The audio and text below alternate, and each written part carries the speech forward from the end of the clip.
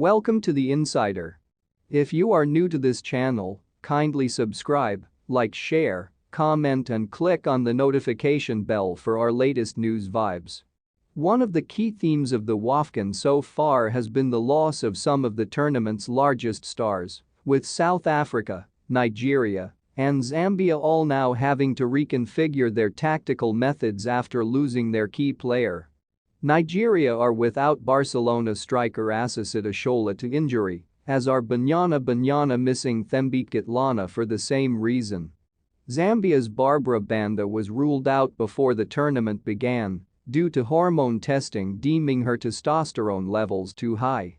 North African pair Tunisia and hosts Morocco are also in the running in the quarterfinals, and while teams from the region have impressed in the tournament in the past only to fall short in the latter stages, could either of these two finally secure a first-ever title or even semi-final berth for a team from the continent's north, with World Cup qualification as well as the African women's title up for grabs? The quarterfinals are essentially playoffs to attain the 2023 tournament in Australia and New Zealand. The four winners will book their tickets to next year's showpiece, while the four losers will face off on Sunday for a place in the Interconfederation playoffs. Zambia were pressured to adapt after Banda, and three different players were prevented from taking part in the match after registering testosterone readings above the Confederation of African Football's prescribed limit. It was a bitter blow for the Copper Queens, looking to construct on their maiden Olympic performance in Japan last year, with Banda having been the 6-goal star of that campaign in Japan. Without her, an influential duo Rachiel Nachala and Rachiel Kundananji, Grace Chanda has stepped into a key attacking role, including netting a double in the 4-1 thumping of Togo. Defensively, Zambia were criticized for delivering 15 goals in 3 Olympic group stage games, but they've improved dramatically since then, maintaining clean sheets towards fancied Cameroon and Tunisia to silence the critics. Senegal started the match strongly, with a comfortable 2-0 victory over Uganda, their first-ever triumph in the WAFCON.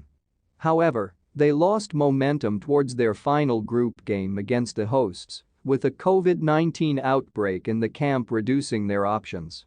Chanda is helping Zambia forget, as much as is possible, the loss of the irrepressible Banda, and her braveness and motion can assist destabilize any Auckland defense. However, the backline has been Zambia's key asset so far, proving they learned some challenging lessons from the chastening Olympic display. Goalkeeper Hazel Nollie, much maligned in Japan, made countless valuable saves against Cameroon and Tunisia while representing the nation with class off the pitch amidst the Banda storm. Similarly, right-back Margaret Belemu and central defenders Lashomo Mwimba and Martha Terminator Tembo have excelled. They've solely been breached by a long-range effort from Togo's Mafil Wodaku.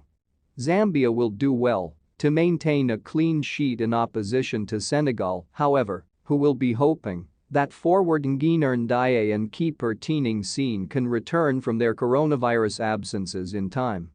Towering double-winning teenage striker Hapsatou Mulatto Diallo can be an effective plan B for the Teranga Lionesses and certainly caused Uganda troubles in their opener. Senegal have already broken new ground, however their run will end at the quarter-final stage.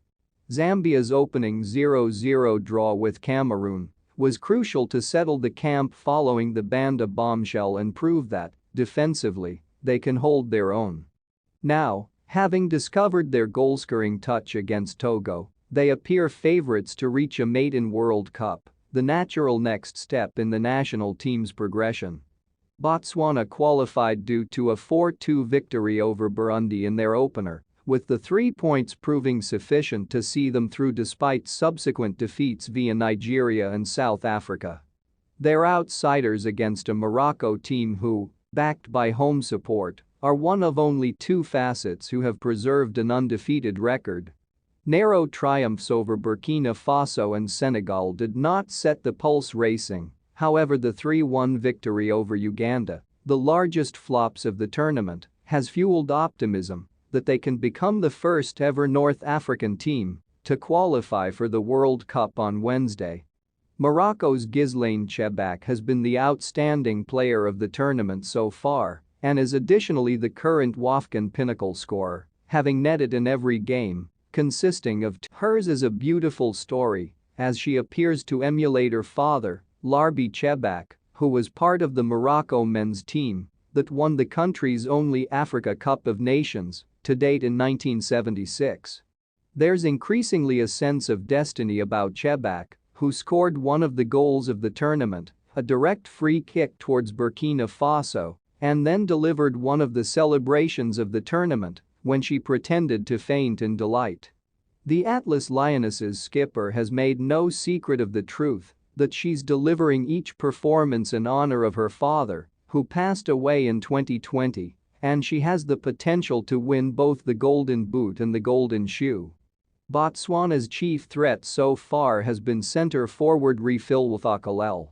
Her display against Burundi, when she scored twice in 5 second-half minutes, was eye-catching, although against stronger Nigeria and South Africa sides, she was effectively neutralized. The Mares have done well to be the ultimate debutant still standing, particularly considering their nightmarish group stage draw, although they're contending with several injuries in the camp as the quarters approach. Expect their run to end on Wednesday though, as the hosts progress to the Final Four. It's been an uncharacteristically rocky group stage campaign for record 11-time champions Nigeria, who lost only their 5th game in 63 WAFCON matches when they were defeated by Banyana in their opener. Head coach Randy Waldrum additionally took aim at the Nigerian media after his team were criticized for their display, while the loss was compounded by news that Asisat Oshola, Africa's splendid player, was ruled out for the tournament after injuring her medial cruciate ligament. To their credit, the Super Falcons replied in style, defeating Botswana and Burundi 2-0 and 4-0 respectively to romp into the last 8. Limited opponents they may have been, but Nigeria, whisper it, looked more innovative and adventurous without their superstar performer and should still have the experience and quality to go the distance. Cameroon will simply be disappointed with their group stage display, and a second-placed finish in Group B has led to a potentially costly meeting with fellow runners-up Nigeria. They failed to break down Zambia, were then held by a Togo team who were summarily crushed by both of their different group opponents, but did up their game to best Tunisia in progress.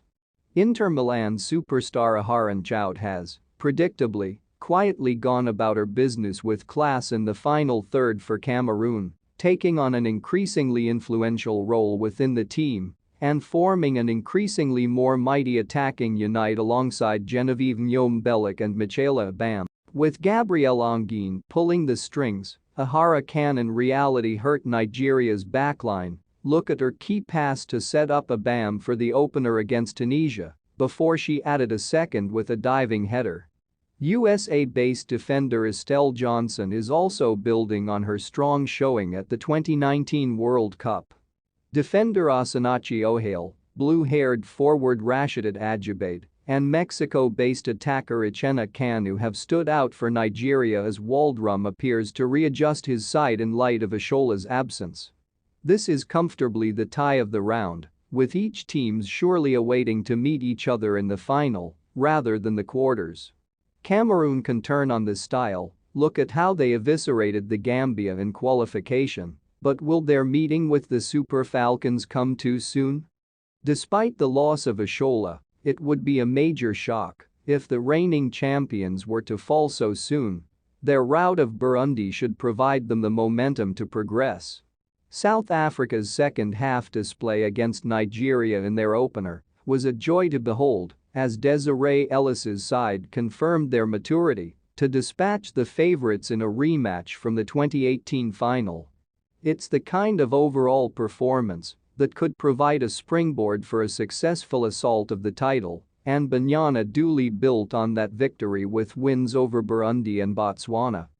The loss of Racing Louisville's Ghislain, however, is a large blow to their hopes There may be no one in that squad that can replace her raw intelligence, and having been both top scorer and best player at the last WAFCON, she's got the kind of pedigree that could have taken South Africa to the title.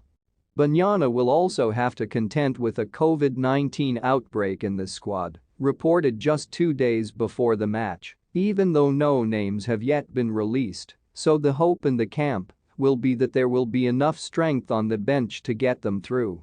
Offensively, Tunisia's 4-1 thumping of bad Togo was one of the performances of the tournament, though the Carthage Eagles' optimism has absolutely been dented by subsequent losses to Zambia and Cameroon. They must reveal that, even if the attacking masterclass against the female Sparrowhawks could not be replicated against tougher opponents, they can at least trouble more established defenses.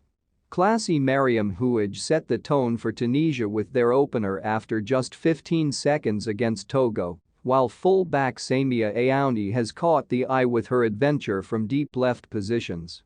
Feyenoord's Sabrina Louzi, who's also a food blogger off the pitch, was brilliant with a 2-goal displaying against Togo, but the CAF Women's Footballer of the Year longlist nominee struggled to impose herself in subsequent matches.